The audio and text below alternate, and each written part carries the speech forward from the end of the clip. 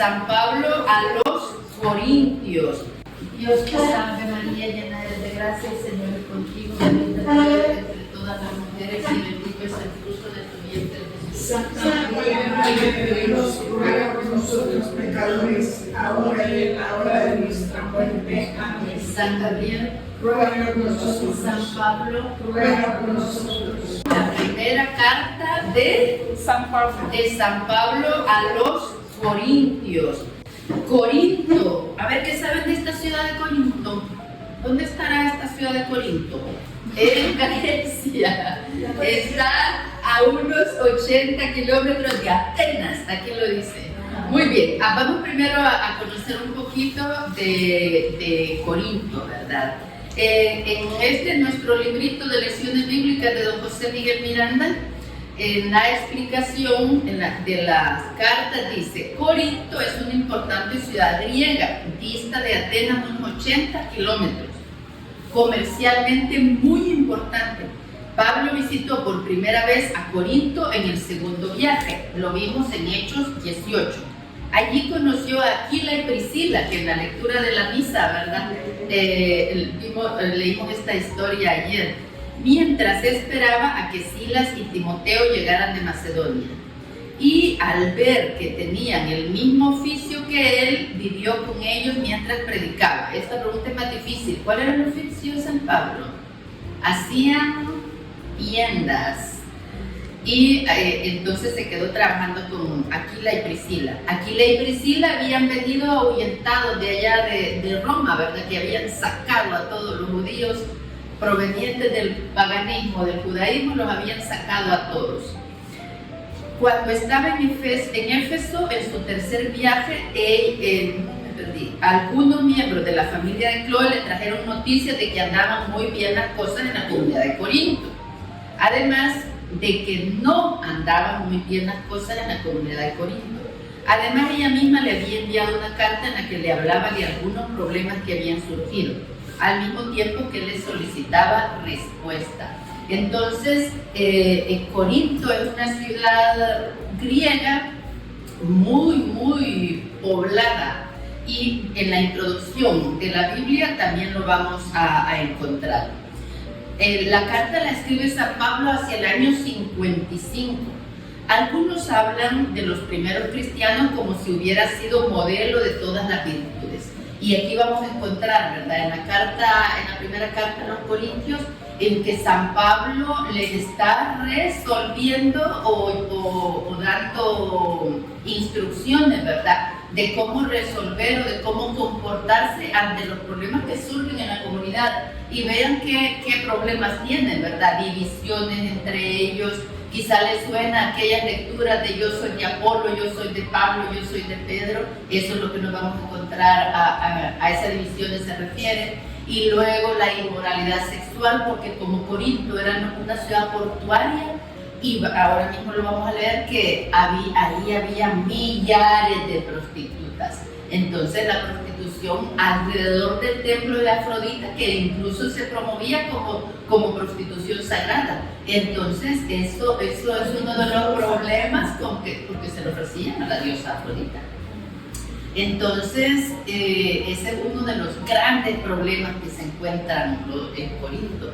Y luego también el problema de la comida, que ya lo abordamos antes, ¿verdad? Que si se come o no se come lo inmolado a los ídolos. Y también en las reuniones, que como era compartir el pan, ¿verdad? Y algunos llevaban comida regia y abundante, y entonces se ponían en salas aparte a hacer sus banquetes. Y luego los pobres, si comían o no comían, ya no se sabía. Y después venía la predicación, entonces también llama la atención sobre eso.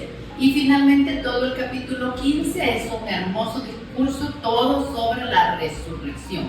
Voy a tratar de ir rápido en los primeros problemas, a ver si nos da tiempo de quedarnos más tiempo en las instrucciones que él da para la reunión, porque es donde desarrolla los carismas. Vienen aquí en esta carta él. Desarrolla los carismas, y también aquella carta preciosa que a todos nos gusta, ¿verdad? El amor es compasivo, el amor, bueno, Entonces quiero llegar con tiempo a esos últimos capítulos. Vamos con las explicaciones. La primera carta a los Corintios nos hará ver que los creyentes de los primeros tiempos tenían sus debilidades como nosotros y que la fe no había eliminado el peso de las realidades humanas. Esa es nuestra misma situación, ¿verdad? La fe, ni siquiera el amor que le tenemos a Dios, elimina el entorno en que vivimos, las dificultades del día a día, los problemas y todo lo que vivimos en el día a día. Corinto tenía su propia fisonomía entre las ciudades del Mediterráneo, situada en una franja de tierra que separa dos golfos. Se había aprovechado de su situación privilegiada. Los dos puntos del este y del oeste se habían unido por una especie de camino enlosado por el cual se tiraba de los navíos por medio de enormes carros arrastrados por bueyes. Así los marinos se ahorraban de dar la vuelta a Grecia por el sur, pero había que pagar, lo que significaba una importante entrada para la ciudad. El transporte exigía abundante mano de obra, lo que en esa época también significaba muchos esclavos. Imagínense esa época, ¿verdad? Hace 20 siglos. Y ya como se construyó aquí el canal de Panamá para evitar dar toda la vuelta a Sudamérica, también ahí habían hecho esa calle, diríamos, esa calle, ese camino enlosado y jalaban los barcos para evitar dar todo, no sé si tienen el mapa, ¿verdad? Para evitar dar toda la vuelta hasta el sur por Grecia. Entonces eso era ya, lo hacían muy distintos y abundaba el dinero, abundaba los esclavos, abundaba la prostitución, abundaba el caos, y eso es lo que va a abordar ahora San Pablo. La ciudad poseía desde tiempos muy antiguos un santuario consagrado a Afrodita, la diosa del amor. Según los griegos, en cuyo derredor se desarrollaba, y para ese tiempo había dinero, una prostitución que de sagrada no tenía más que el nombre. En tiempos de Pablo las prostitutas se contaban por millares. Entonces, híjole, verdad es que eso es siempre una realidad con la que tenemos que trabajar todos. Y lo vamos a ver también en uno de los textos que dice que no hay que ignorar la tiranía del sexo. Así lo dice, la tiranía del sexo. Si nosotros no vamos creciendo espiritualmente, la verdad que el que gobierna es pues todas las tendencias naturales del cuerpo físico. Muy cerca de Corinto se celebraban cada 2 años competencias deportivas parecidas a los Juegos Olímpicos actuales, que también atraían gran cantidad de gente. Entonces también, ¿verdad? Ya tenían un concepto muy desarrollado de la diversión, del placer, de los deportes, y eso también para una iglesia naciente es una gran tentación. Se advertirán en estas 2 cartas de Pablo alusiones muy claras a estos diferentes aspectos de Corinto: el dinero, la esclavitud, la prostitución y los juegos en el estadio. En Corinto, judíos y paganos convertidos por Pablo formaban una iglesia dinámica, aunque poco ordenada. Después del entusiasmo de los primeros años, muchos se habían dejado llevar por los vicios y por las costumbres paganas. Y los responsables de la comunidad se sentían impotentes para hacer frente tanto a esas dificultades y también a las divisiones internas y dudas respecto a la fe. Llama la atención tanto la autoridad con que el apóstol se dirige a la iglesia en nombre de Cristo, como su manera de enseñar. Pues antes de responder directamente a una cuestión, comienza siempre por reafirmar las bases de la fe. Qué hermoso método el de Pablo, ¿verdad? Sabe que va a abordar una cuestión complicada, que la va a abordar directamente, no se va a andar con rodeos, pero antes los reafirma en la fe. Muy bien, esas son las explicaciones de la introducción a la primera carta a los Corintios. Vamos ahora ya a abordar el texto. Y recuerdan que dijimos, ¿verdad? Cuando vimos la carta a los Romanos siempre empieza por un saludo. Y un saludo muy hermoso también, lo vamos a leer. ya desde aquí vayamos observando esto, ¿verdad? Que va reafirmando en la fe. De Pablo, apóstol de Cristo Jesús por decisión de Dios que lo ha llamado, y de Sóstenes, nuestro hermano, a la iglesia de Dios que está en Corinto, a ustedes que Dios santificó en Cristo, pues fueron llamados a ser santos con todos aquellos que por todas partes invocan el nombre de Cristo Jesús, Señor nuestro, y de ellos reciban bendición y paz de Dios Padre y de Cristo Jesús el Señor. Doy gracias sin cesar a mi Dios por ustedes y por la gracia de Dios que les ha sido otorgada en Cristo Jesús. En las explicaciones desarrolla esto de ser santos, ¿verdad? Llamados a ser santos. Ustedes tienen que ser santos, pero ya lo son. Pues santo en el sentido bíblico se aplica a una persona o cosa que pertenece a Dios. Los bautizados han sido consagrados a Dios y forman parte del pueblo que pertenece a Dios. La iglesia no es ni más ni menos que la asamblea de los santos. Cuando fuimos bautizados, ¿verdad? Fuimos consagrados a Dios. Entonces eso nos hace parte del pueblo de Dios, nos integra al pueblo de Dios, nos da los dones de fe, esperanza y caridad, y nos instituye como sacerdote, profeta y rey. Entonces nosotros ya pertenecemos a Dios. Ese es el gran conflicto cuando ya trata sobre la entrega a la prostitución, ¿verdad? No te puedes entregar porque eres de Dios. No decides tú porque no te perteneces, eres de Dios. Y luego en el mismo capítulo 1, versículo 17 leemos: de todas maneras no me envió Cristo a bautizar, sino a proclamar el Evangelio, y no con discursos sofisticados, no sea que borremos la cruz del Mesías.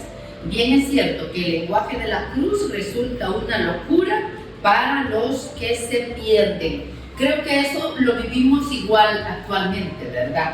Para el mundo es una locura el amor a Dios, el sacrificio por el amor a Dios, el sacrificio por el amor al prójimo. Y luego en las explicaciones del pie de página dice: la cruz debe estar presente en el mensaje que predicamos y en la manera como lo predicamos. Este es un llamado permanente, ¿verdad? Que los líderes religiosos no estén haciendo discursos suavizados, sino que nos hablen de la realidad, porque nosotros actualmente no queremos cruz, solo queremos gloria, y la cruz es parte del día a día. Entonces también es importante que se tenga en cuenta. Sigo leyendo las explicaciones. De igual modo, en la evangelización siempre nos costará en nuestras comunidades recordar la pobreza de Jesús y trabajar con medios pobres en un mundo sometido a los medios de comunicación. Y tendremos que contar con la gracia de Dios porque somos débiles, sin título y sin prestigio. Vimos también, ¿verdad?, en la acción del Espíritu Santo cómo nosotros dependemos realmente de lo que el Espíritu Santo nos guíe y nos inspire. Luego, capítulo 1, versículo 26. Mientras los judíos piden milagros y los griegos buscan el saber, nosotros proclamamos un Mesías crucificado. Para los judíos, qué escándalo, y para los griegos, qué locura. Pero para los que Dios ha llamado, judíos o griegos, este Mesías es fuerza de Dios y sabiduría de Dios. Eso es importante para nosotros, ¿verdad? Que contamos siempre con la fuerza de Dios y la sabiduría de Dios para todo aquello que nos exige la fe, porque en realidad no la podemos hacer a nuestra medida. La fe, la misma Escritura, exige una conducta agradable a Dios. Ustedes pueden perfectamente describir una conducta agradable a la mamá, una conducta agradable al papá, pues también, ¿verdad? Tenemos claro cuál es una conducta agradable a Dios. Íbamos al capítulo 2, versículo 1.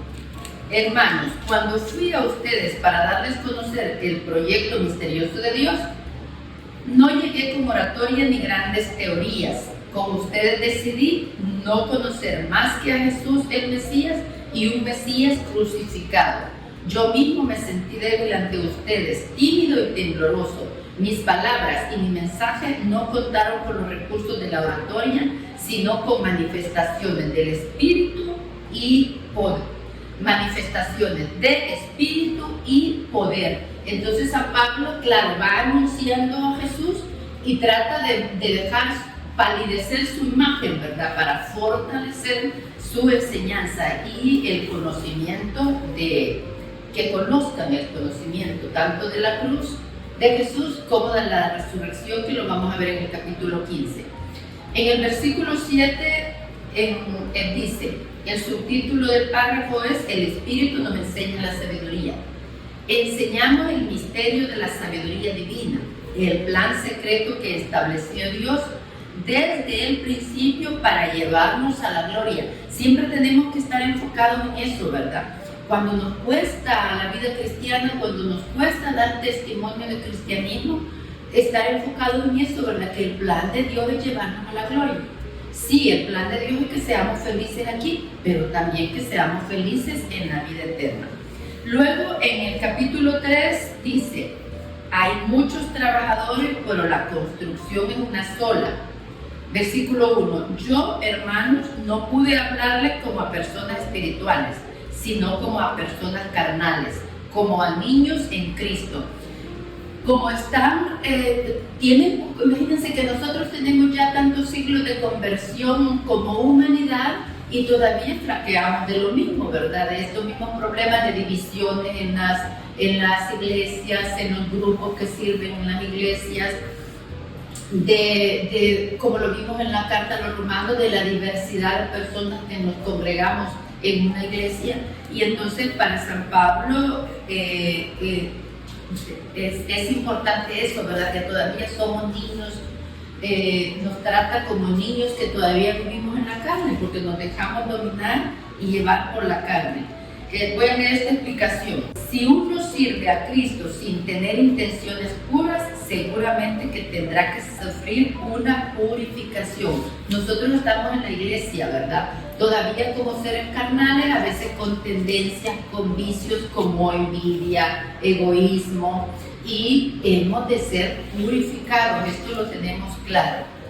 Y pregunta San Pablo, versículo 3, ¿hay rivalidades y envidia entre ustedes? Entonces son carnales y se portan como la otra gente. Mientras uno dice, yo soy de Pablo, y otro, yo soy de Apolo, ¿no son ustedes gente común y corriente? Está insistiendo, ¿verdad? Que todavía pensamos desde nuestra división carnal, todavía no llegamos a nuestra dimensión espiritual. Versículo 5, ¿qué es Apolo? ¿Qué es Pablo? Son servidores que recibieron de Dios dones diferentes y por medio de los cuales ustedes llegaron a la fe. Yo planté, Apolo regó, pero el que hizo crecer fue Dios. De modo que el que planta no es algo, ni tampoco el que riega, sino Dios que hace crecer. Tenemos que estar siempre agarrados de la mano de Dios, ¿verdad? Porque es Él el que hace prosperar nuestro trabajo. Nosotros plantamos, pero y regamos, y Dios es el que hace crecer. En el versículo 12 dice, sobre este cimiento se puede construir con oro, plata, piedras preciosas, madera, caña o paja. Un día se verá el trabajo de cada uno. Se hará público en el día del juicio cuando todo sea probado por el fuego. El fuego pues probará la obra de cada uno. Y en las explicaciones encontramos, todo es de ustedes y ustedes son de Cristo. Tenemos que tener siempre esa visión, ¿verdad? No somos ni de Apolo, ni de Pedro, ni de Pablo, ni del Papa Francisco, ni del Papa Juan Pablo II, sino de Cristo. El creyente, en cambio, desconfía de los ídolos, obligándose a existir y a pensar por sí mismo. Incluso dentro de la iglesia está frente a Dios sin otro intermediario más que Cristo y le repugna el culto a las personalidades. Está hablando aquí de la purificación, ¿verdad? De que todos hemos de ser purificados y qué bueno que nosotros por nuestra propia voluntad, ¿verdad? Tengamos ya una costumbre de ir nosotros mismos purificándonos, purificando nuestra fe, purificando nuestros pensamientos, purificando nuestras acciones. También nosotros podemos ir haciendo eso a medida que vamos creciendo espiritualmente. En el versículo, todavía está hablando de las divisiones. En el capítulo 4, versículo 4 dice: vean pues en nosotros a servidores de Cristo o administradores de las obras misteriosas de Dios. Si somos administradores, se nos exigirá ser fieles, pero a mí no me importa en lo más mínimo cómo me juzguen ustedes o cualquier otra autoridad. En el versículo 6 dice: con estas comparaciones, hermanos, me refería a Apolo y a mí. Aprendan a no valerse de uno a costa del otro para engreírse. Es que a veces pasa esto también en nuestra vida diaria, ¿verdad? Que nos valemos de otro para lucir mejor, para sacar un provecho. Entonces, qué buen versículo, ¿verdad? Aprendan a no valerse de uno a costa del otro para engreírse. Si el mensaje de Jesús es siempre servir, no aprovecharse y servirse del otro para quedar mejor. Cristianos cómodos y apóstoles perseguidos, nos dice en el versículo 8. Pero, ¿qué hacer? Ustedes ya son ricos, están satisfechos y se sienten reyes sin nosotros. Ojalá fueran reyes, así nos darían un asiento a su lado. Está hablando directamente a los corintios, ¿verdad? Que tienen muchas facilidades y bueno, eso, se sienten todopoderosos. En el versículo 12 dice: nos cansamos trabajando con nuestras manos. Si nos insultan, bendecimos. Nos persiguen y lo soportamos todo. Nos calumnian y confortamos a los demás. Ya no somos sino la basura del mundo, el desecho de todos. Esto es frecuente entre los santos, ¿verdad? Que se les insulta y ellos bendicen. Y acabamos de leer que nosotros en la consagración a Dios somos contados entre los santos. Entonces también tenemos que ir aprendiendo esto, ¿verdad? Si nos insultan, bendecir. Aunque sea callar, ¿verdad? Y no responder igual, el doble o el triple. Entonces, si nos insultan, bendecimos. Y si nos calumnian, confortamos. Y sí requiere, ¿verdad? Ya un dominio espiritual y una santidad probada. En el versículo 18, a algunos de ustedes se le hinchó la cabeza. Es que eso es de todos los tiempos, ¿verdad? También a nosotros nos puede hacer este reproche. Estamos en el 4:12, al 4:18, perdón. A algunos de ustedes se le hinchó la cabeza pensando que yo no iría a visitarlos, pero iré pronto, dice, si el Señor quiere, y veré lo que dicen esos orgullosos, sino de qué son capaces. Porque el reino de Dios no es cuestión de palabras, sino de poder. Estábamos en una época, ¿verdad?, en que obraban milagros. Y por lo que vamos a encontrar luego en el capítulo 12, esta iglesia de verdad estaba muy favorecida con dones del Espíritu Santo. Entonces se les ha hinchado la cabeza que yo tengo don de curación, que yo tengo don de milagro, y que yo creo que nosotros también se nos hincharía la cabeza si tuviéramos el don de hacer milagros, curaciones, profecías. Lo veremos luego. Y ya en el capítulo 5 empieza la segunda parte, ¿verdad? A tratar sobre la inmoralidad sexual. Y aquí, capítulo 5, y aquí entra en directo, ¿verdad? Sin rodeos. Versículo 1, de hecho se habla de inmoralidad sexual entre ustedes y de un caso tal que ni siquiera se da entre los paganos. Uno de ustedes convive con su propia madrastra. Entonces, híjole, ¿verdad? ¿Qué reproche tan fuerte? Ni siquiera pasa en los paganos. Ni siquiera, o por lo menos no es común, ¿verdad? Ni siquiera pasa entre los paganos, dice, y está pasando entre ustedes.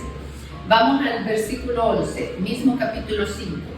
Yo les decía que no tuvieran trato con quienes, llamándose hermanos, se convierten en inmorales, explotadores, adoradores de ídolos, chismosos, borrachos o estafadores. Figúrense que no tengamos trato, ¿verdad?, con chismosos.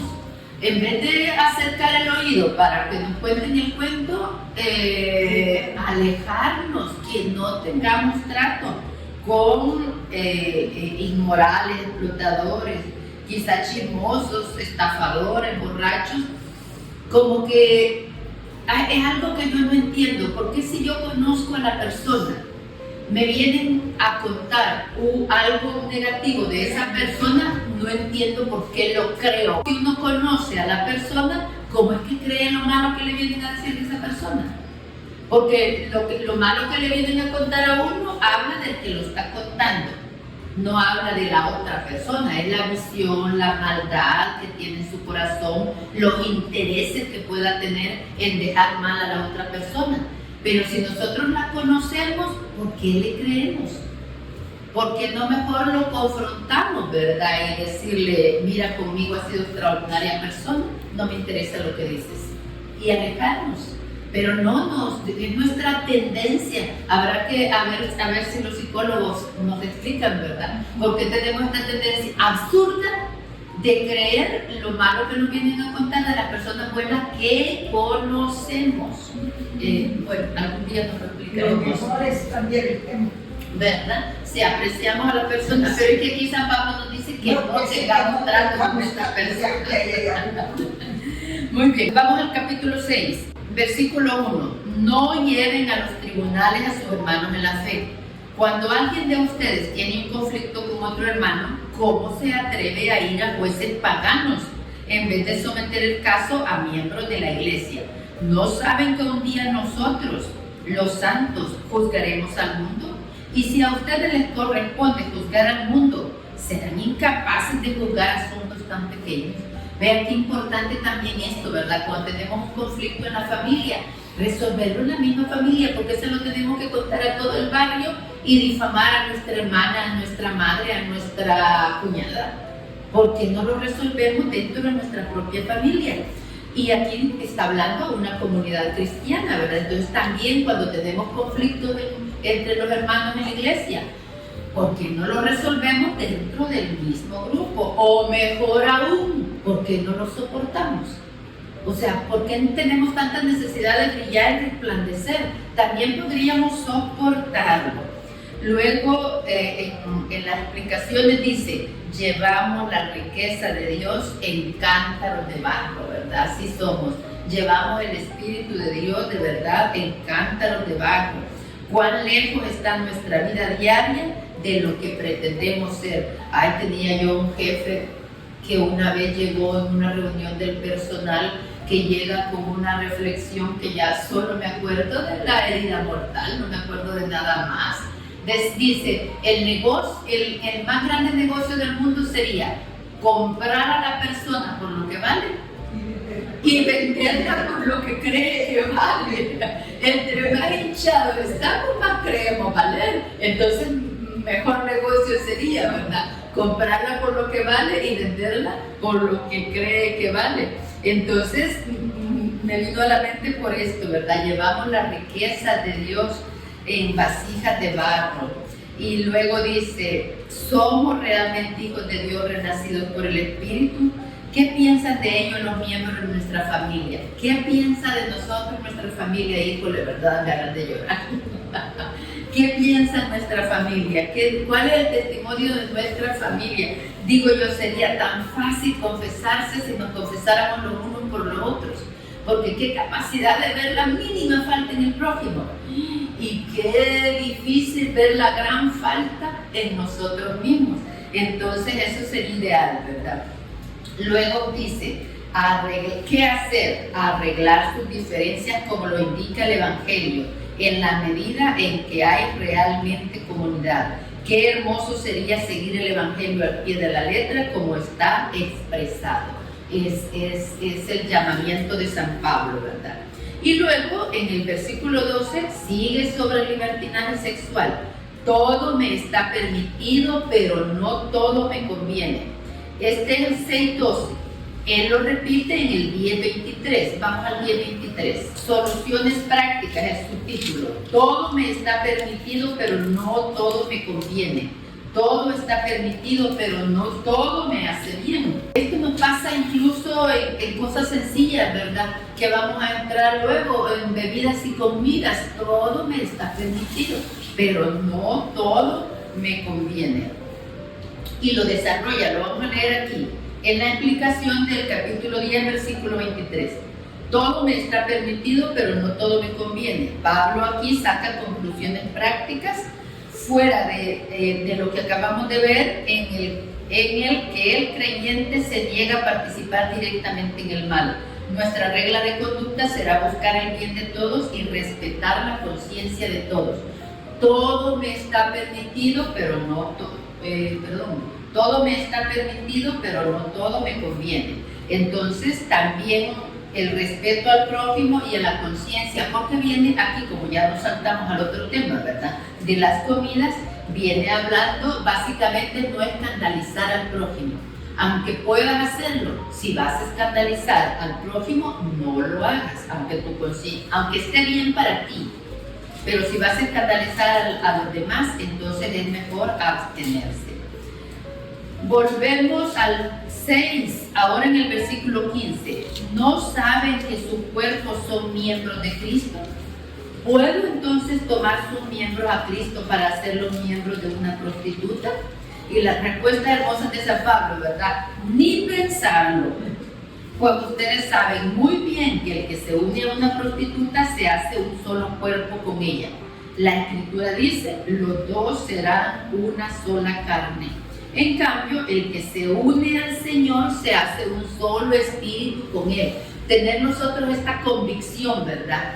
De dejar estas acciones, vamos a decir, estos gustos, por estar unido al Señor. El Señor no puede estar en nuestros corazones cuando nosotros nos alejamos de Él.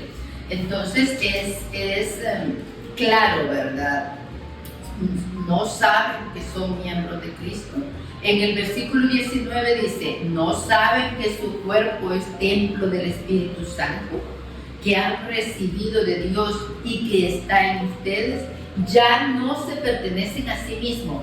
Cómo hay lucha, ¿verdad? Incluso desde hace muchas décadas, en el aborto, como uno de los lemas era, ¿verdad? Mi cuerpo, mi decisión. Pero ahora estamos leyendo aquí en la Escritura, ¿verdad? No se pertenecen, pertenecen a Cristo. Y ya para terminar este tema, vamos a leer en el capítulo 7, versículo 1, la continencia en el matrimonio. Ustedes me han escrito sobre varios puntos. Es cosa buena que un hombre no toque mujer alguna, pero no ignoren la tiranía del sexo. Por eso que cada hombre tenga su esposa y cada mujer tenga su marido. El marido cumpla con sus deberes de esposo y lo mismo la esposa. La esposa no dispone de su cuerpo sino el marido. Igualmente el marido no dispone de su cuerpo sino la esposa. En el versículo 6, lo que les digo es a modo de consejo, no estoy dando órdenes. Me gustaría que todos fueran como yo, pero cada uno recibe de Dios su propia gracia. Aquí me recuerda a mí la vocación, ¿verdad? Unos tienen vocación a la soltería, otros a la vida religiosa, otros a la vida matrimonial. Y yo he explicado más de una vez esto, que la sexualidad la creó Dios y no es pecado. El pecado es el desorden en que la vivimos. Porque aquí él viene hablando de inmoralidad sexual, de prostitución, de fornicación. Entonces el mal para nosotros, para nuestro espíritu, está el vivirla en desorden. Pero si nosotros, como dice este versículo 7, cada uno recibe de Dios su propia gracia y nuestra vocación está a la soltería, pues esa es nuestra gracia. Si la vocación está al matrimonio, ambos son buenos. Y la vida religiosa muy buena, ¿verdad? Entonces lo importante es seguir la vocación según la gracia que Dios nos ha dado. Y vamos a ir ya al tercero de los problemas que le plantean, ¿verdad? Capítulo 8, sobre la comida. ¿Se puede participar en los sacrificios paganos? Es una pregunta que le hacen a Pablo. Hablamos de la carne sacrificada a los ídolos. Todos, por supuesto, hemos alcanzado el saber, pero el saber infla al hombre, mientras que el amor edifica. Muchas veces cuando yo les digo, no estamos leyendo la Escritura para llenarnos de ideas, estamos leyendo la Escritura para llenarnos de amor, amor a Dios, amor al prójimo. Por este verso de San Pablo, ¿verdad? El saber infla al hombre, mientras que el amor edifica. Entonces tenemos que estar nosotros anclados, ¿verdad? A crecer en el amor. En el versículo 4 encontramos, entonces, ¿se puede comer carne sacrificada a los ídolos? Este es el planteamiento. Sabemos que un ídolo no es nada en realidad y que no hay más Dios que el único Dios. Versículo 6. Pero para nosotros hay un solo Dios, el Padre. Todo viene de Él y nosotros vamos hacia Él. Y hay un solo Señor, Cristo Jesús. Todo depende de Él y de Él dependemos nosotros. Pero no tienen este conocimiento. En el versículo 8, ciertamente no es un alimento el que nos hará agradables a Dios. De comerlo no será grande el provecho y de no comerlo no nos faltará. Cuídense, pues, de que el uso de su libertad no haga caer a los débiles. Entonces, el mensaje de Pablo aquí es este, ¿verdad?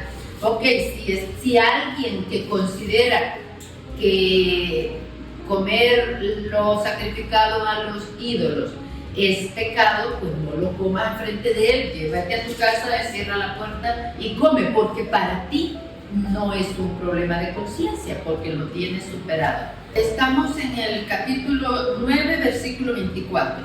La fe exige sacrificios. No han aprendido nada en el estadio. Muchos corren, pero uno solo gana el premio. Corran pues de tal modo que lo consigan.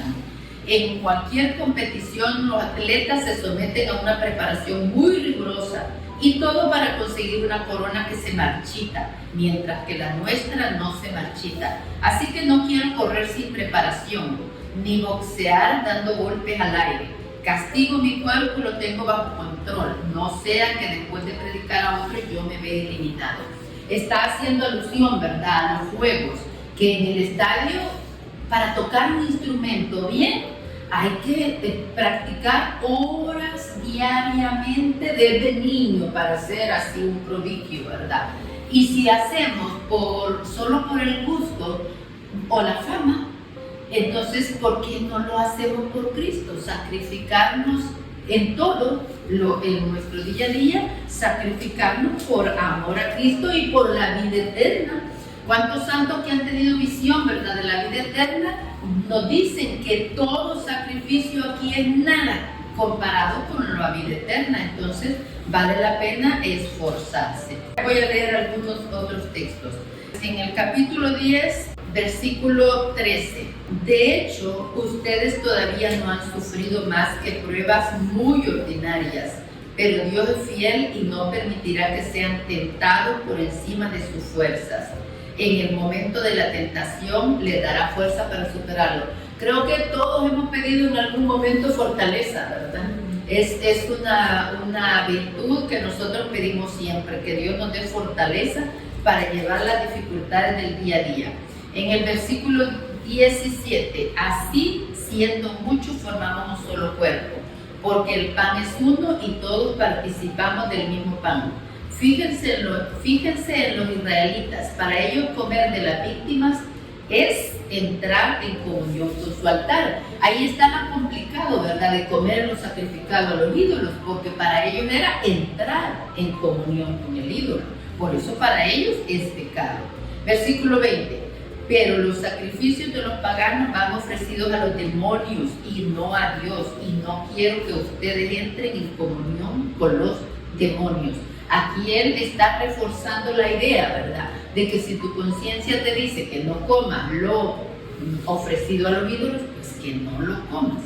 Y luego termina con soluciones prácticas. Ya lo leímos, es el que relacionamos con el 6:12 y el 23. Todo está permitido, pero no todo me conviene.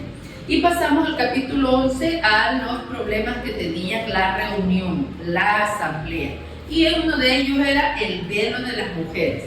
Luego, en el versículo 3 nos dice: quiero recordarles que la cabeza de todo varón es Cristo, y la cabeza de la mujer es el varón, y la cabeza de Cristo, y la cabeza de Cristo es Dios. Estamos sometidos, ¿verdad? En ese orden. Si tu marido está sometido a Dios, pues perfecto, hay que estar sometido al marido. Pero si el marido anda perdido en el mundo, no está obligado a estar sometido, está llamada a luchar, ¿verdad? Por rescatarlo si es posible. 11:7.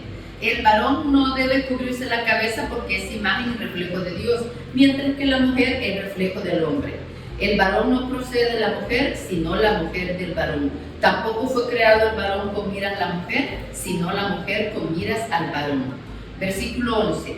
Bien es verdad que en el Señor ya no se puede hablar del varón sin la mujer, ni de la mujer sin el varón. 11:11. Porque él tiene fuertes raíces judías. Entonces aquí como que de pronto reacciona, ¿verdad? Y en el versículo 12 es: pues si Dios ha formado a la mujer del varón, este a su vez nace de la mujer, y ambos vienen de Dios. Trata de suavizar la situación, ¿verdad? Ambos vienen de Dios. Ya en el cristianismo nosotros vivimos la igualdad del hombre y de la mujer. Lo que pasa es que hablando del gobierno de la familia, en cualquier institución en que se necesite un gobierno, la dualidad de mando es muy compleja. Si hay dos que mandan, lo vemos con los hijos. Van a pedirle el permiso al papá, lo que ya saben que el papá le va a dar permiso. Y le piden permiso a la mamá, lo que ya saben que la mamá le va a dar permiso. Entonces es necesario en toda organización, la familia incluido, que haya uno solo que gobierne. Muy bien, y en el mismo capítulo 11:23, yo he recibido del Señor lo que a mi vez les he transmitido. Y nos habla de la Eucaristía. Así, sin previo aviso, se pasa a la cena del Señor en el versículo 17.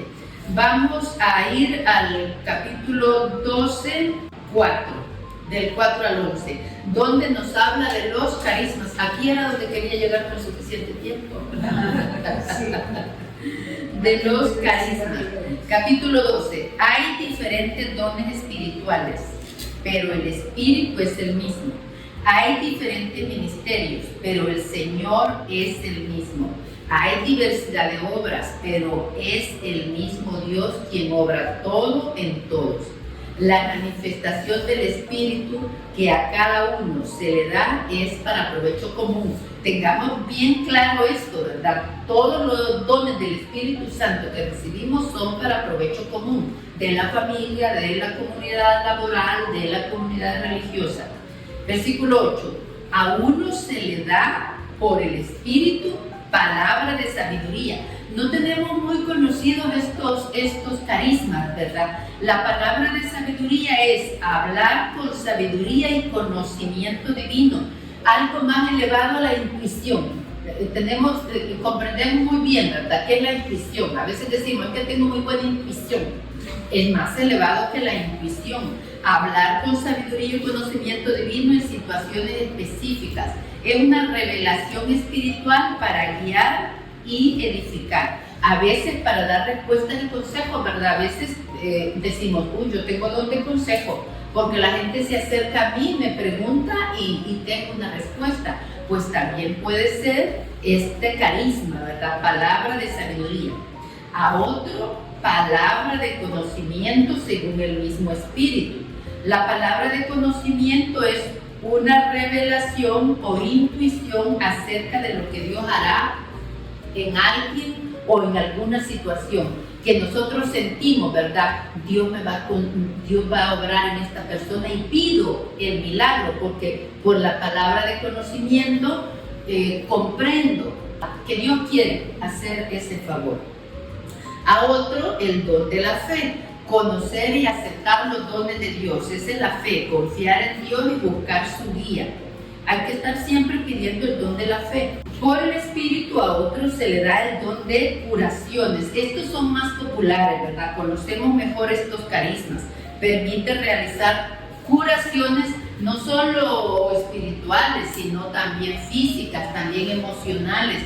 A veces el problema es, o la enfermedad viene de un problema emocional.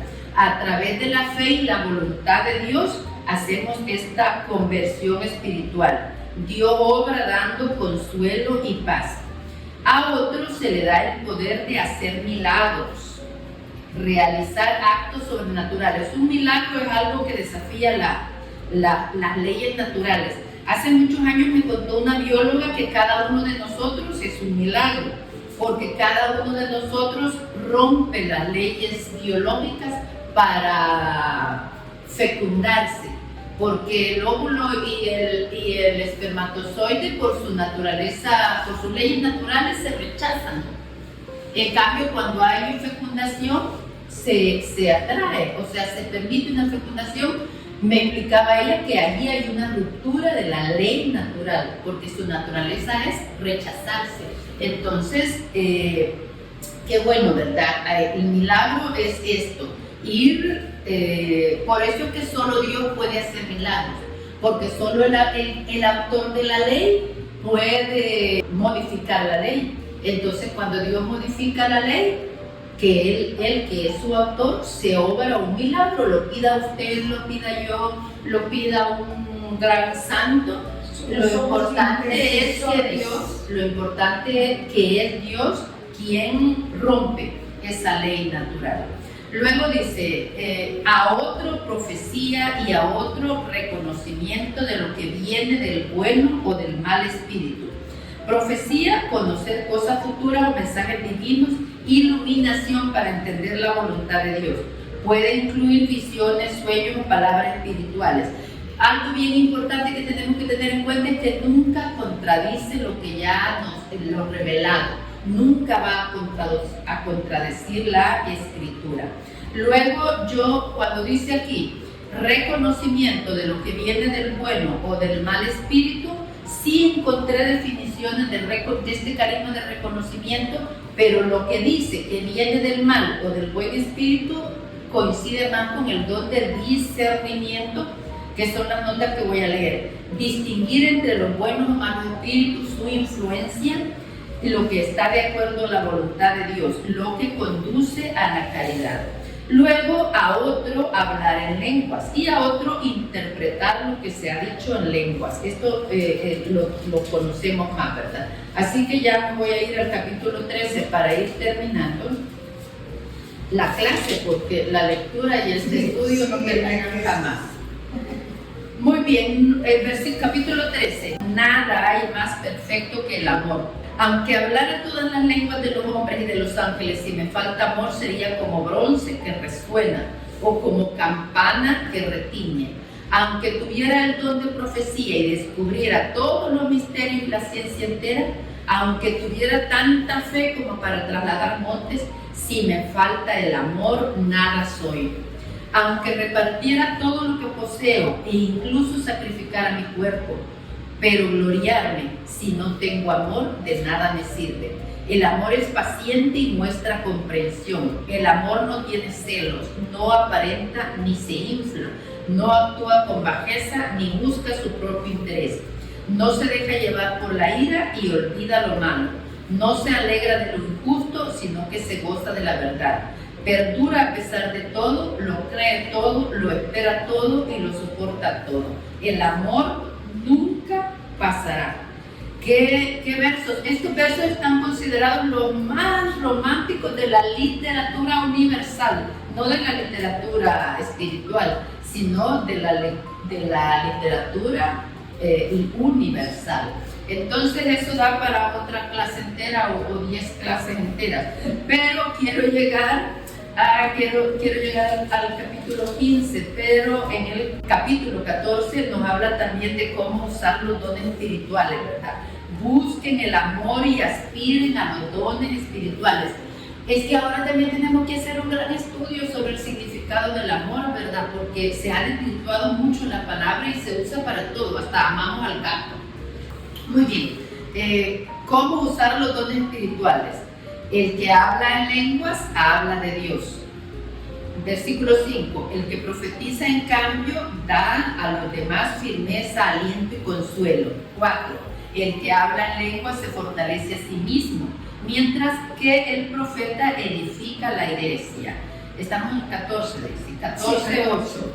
Doy gracias a Dios porque hablo en lenguas más que todos ustedes, pero cuando me encuentro en la asamblea prefiero decir 5 palabras mías que sean entendidas y ayuden a los demás antes que 10,000 en lenguas, porque era una de las razones por que se hacía caótica la reunión, ¿verdad? La asamblea, porque si empezaban unos y otros a hablar en lenguas, ya nos imaginamos nosotros aquel desorden, ¿verdad? Entonces dice, mejor edificar con 5 palabras que mostrar los dones, cada uno lucir los dones que tenían, ¿verdad?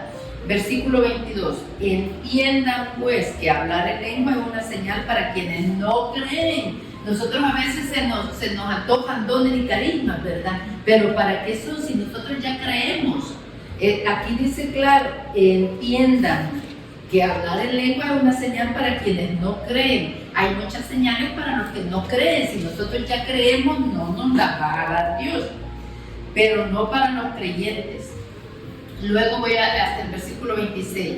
¿Qué podemos concluir, hermanos? Cuando ustedes se reúnen, cada uno pueda participar como un canto, una enseñanza, una revelación, hablando en lenguas o interpretando lo que otro dijo en lenguas, pero que todo les ayude a crecer. Si alguno de los que están sentados recibe una revelación, que se calle el que hablaba.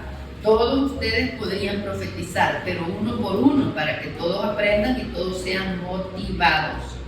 En todo caso, la obra de Dios no es confusión, sino paz, como se hace en todas las iglesias de los santos. Es importante esto en la reunión, ¿verdad? Que haya orden. Por eso también nosotros en nuestras asambleas es importante, ¿verdad? Aprender a hablar de uno en uno, no hablar todos a la vez, no cortarse la palabra, sino que haya orden en cualquier reunión. Y llegamos por fin al capítulo 15, ¿verdad? Que nos dice maravillas sobre la resurrección. Todas las preguntas que nosotros podamos tener sobre la resurrección, sobre la vida sobrenatural, aquí encontramos respuestas. Voy a leer solo algunos versos. Capítulo 15, voy a ir al versículo 20. Cristo resucitó de entre los muertos, siendo el primero y primicia de los que durmieron. Un hombre trajo la muerte y un hombre también trae la resurrección de los muertos. Todos mueren por estar incluidos en Adán y todos también recibirán la vida en Cristo. Pero se respeta el lugar de cada uno. Cristo es primero y más tarde les tocará a los suyos cuando vengan a pedir cuentas.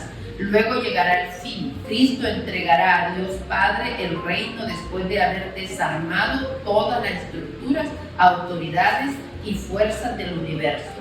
Versículo 33. No se dejen engañar. Las doctrinas malas corrompen las buenas conductas. También para educar es importante tener en cuenta esto, ¿verdad? Las doctrinas malas corrompen las buenas conductas. Creo que era San Agustín que decía, los malos amigos corrompen los buenos hábitos. Por eso los papás, ¿verdad?, siempre están alerta a los amigos de los hijos, porque los malos amigos corrompen los buenos hábitos. Nos vamos al versículo 42. Lo mismo ocurre con la resurrección de los muertos. Se siembra un cuerpo en descomposición y resucita incorruptible. Se siembra como cosa despreciable y resucita para la gloria. Se siembra un cuerpo impotente y resucita lleno de vigor. Se siembra un cuerpo animal y despierta un cuerpo espiritual. Pues si los cuerpos con vida animal son una realidad, también lo son los cuerpos espirituales, ¿verdad? Estos versos están para meditar una y otra vez. Nosotros conocemos muchas semillas, ¿verdad? Y de una semilla tan pequeña surge un árbol tan grande. Entonces el cuerpo que nosotros enterramos es nuestra semilla, nuestro cuerpo físico, y de ahí va a resucitar un cuerpo espiritual. Imagínense aquí que vemos árboles tan grandes, ¿verdad? y todos surgieron de una pequeña semilla. Entonces también nosotros vamos a hacer esa pequeña semilla de lo que a lo mejor va a surgir un cuerpo espiritual grandioso, Dios mediante. Nos vamos al versículo 53. Porque es necesario que nuestro ser mortal y corruptible se revista de la vida que no conoce la muerte ni la corrupción. Cuando nuestro ser corruptible se revista de incorruptibilidad y esta vida mortal sea absorbida por la inmortal, entonces se cumplirá la palabra de la Escritura. ¡Qué victoria tan grande! La muerte ha sido devorada. ¿Dónde está, muerte, tu victoria? ¿Dónde está, muerte, tu aguijón? Y vamos al versículo final. Así pues, hermanos míos, muy amados, manténganse firmes e inconmovibles. Dedíquense a la obra del Señor en todo momento, conscientes de que con Él no será estéril su trabajo. Bueno, ya con estas párrafos que hemos leído, ¿verdad? Ya tenemos más noción de la primera carta de San Pablo y vamos a ir a leer el libro completo, que ese es nuestro objetivo, dar una visión general del libro para luego leerlo con más provecho. Y esta carta solo tiene 16 capítulos, también el audio dura 1 hora y podemos usar esa clave, ¿verdad? Es poner el audio y leerlo. Es fácil leer 10 minutos diarios y sacarla en la semana. Bueno, hemos terminado. Por favor, síganse suscribiendo los que todavía no se han decidido y si la ven la clase nos dan un me gusta y la comparten. Hay que seguir evangelizando ahora y a deshora. Muchas gracias, bendiciones. Dios te salve María, llena eres de gracia, el Señor es contigo, bendita tú eres entre todas las mujeres y bendito es el fruto de su vientre Jesús. Santa María, Madre de Dios, ruega por nosotros pecadores, ahora y en la hora de nuestra muerte. Amén. Santa María, esperanza nuestra, esclava del Señor, Ruega por nosotros. Gracias. Gracias.